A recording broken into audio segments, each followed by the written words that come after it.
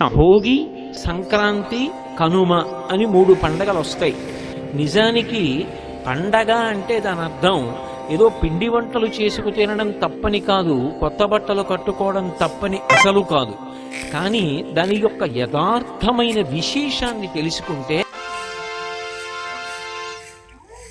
రైతులు కష్టపడి పండించిన పంట ఇంటికి వచ్చే సమయం ఆ ఆనందాన్ని దేవునికి కృతజ్ఞతగా వ్యక్తం చేయడానికి సంక్రాంతి జరుపుకుంటారు.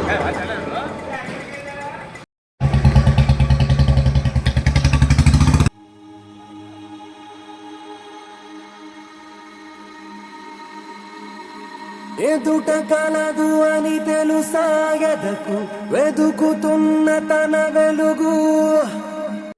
అందరికీ నమస్కారం అండి. అందరూ ఎలా ఉన్నారు?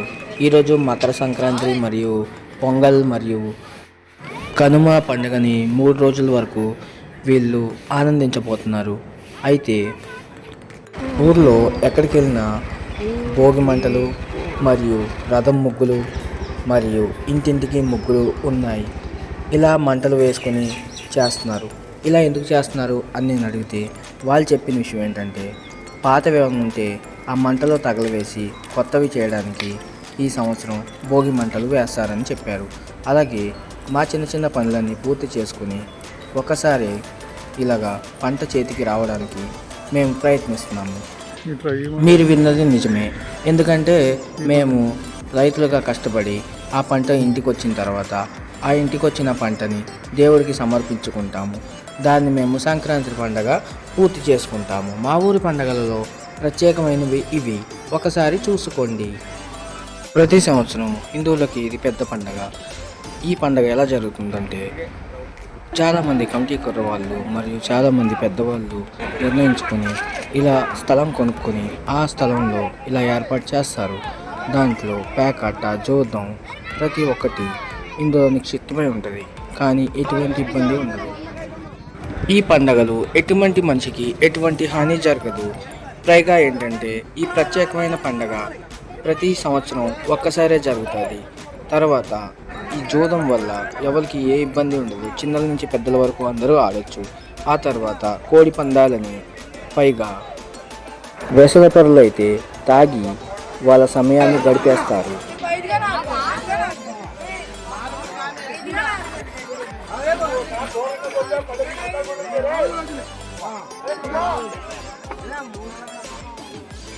ఇక పేకాట అనంతరం మనం కోడి పందాలని వీక్షిద్దాం.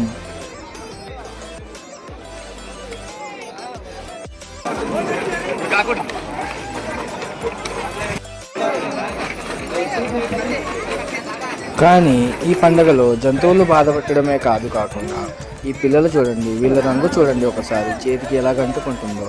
వీళ్ళకి వదలడానికి 2 రోజులు పడుతుంది. వీళ్ళు ఏం చేస్తున్నారంటే ఈ తొక్కిసలాటలో వెళ్ళి అడుక్కుంటున్నారు. వీళ్ళ మీద ఎవరూ జాలి పడలేదు.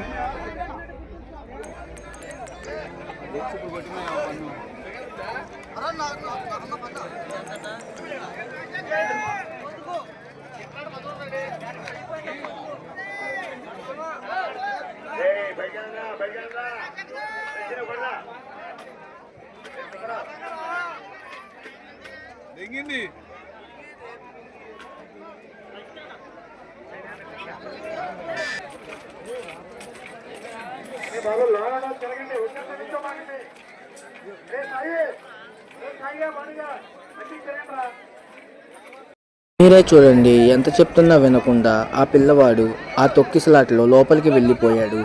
చాలా ఇబ్బందిగా చాలా గంటల తర్వాత అందరితో మందలించడం తర్వాత అతన్ని బయటికి పంపించడం జరిగింది. ఇలాగా వీళ్ళందరూ తొక్కిసలాటలో ఆ చిన్న పిల్లవాడికి ఏమైనా జరిగితే ఎవరూ పట్టించుకోరు. మీలో ఎవరైనా నా ఛానల్కి కొత్తగా వస్తే ఒక చిన్న లైక్ చేయండి. నా ఇంటెన్షన్ మీకు అర్థమైతే చాలు. ఇలాగా మీరు కూడా ఆలోచించడం చేస్తారు. ఎందుకంటే మీరు లైక్ చేసి సబ్స్క్రైబ్ చేయడం వల్ల నా ఛానల్ గ్రోత్ అనేది పెరుగుతుంది. ఇలాంటి కంటెంట్లు చేయడానికి నాకు అవకాశం దొరుకుతుంది. Thank you for watching. ఇంకెందుకంటే 10 మందిలో ఒక్కరికైనా హృదయ స్పందన కలుగుతుందని నా ఆందోళన. అర్థం చేసుకోండి.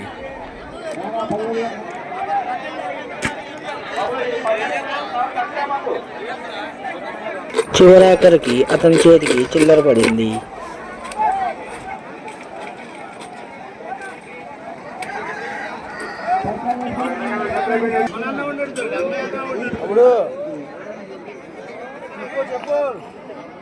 చనిపోయిన కోడిని పక్కన పడేస్తున్నారు. దాని తర్వాత వాటిని పకోడీ చేయడం కానీ ఎవరికైనా అమ్మేయడం కానీ చేస్తారు. ఇక తదనంతరం తర్వాత ఇప్పుడు మనం చూడబోయేది జూదం. ఇందులో ప్రతి సంవత్సరం ఒక్కసారి లక్షల్లో జూదం జరుగుతుంది. ఇలాంటివన్నీ చూడలేక సాయంత్రం అయిపోయింది. అసలు విషయం అసలు ఏం జరిగిందో తెలుసా? 3 రోజుల ముందు నుంచి ఈ ఊర్లో జరిగేది ఏంటంటే పగటి వేషగాళ్ళు రావడం, అందరినీ ఆందోళన పరచడం, పైగా సంతోషంగా తిరగడం జరిగింది.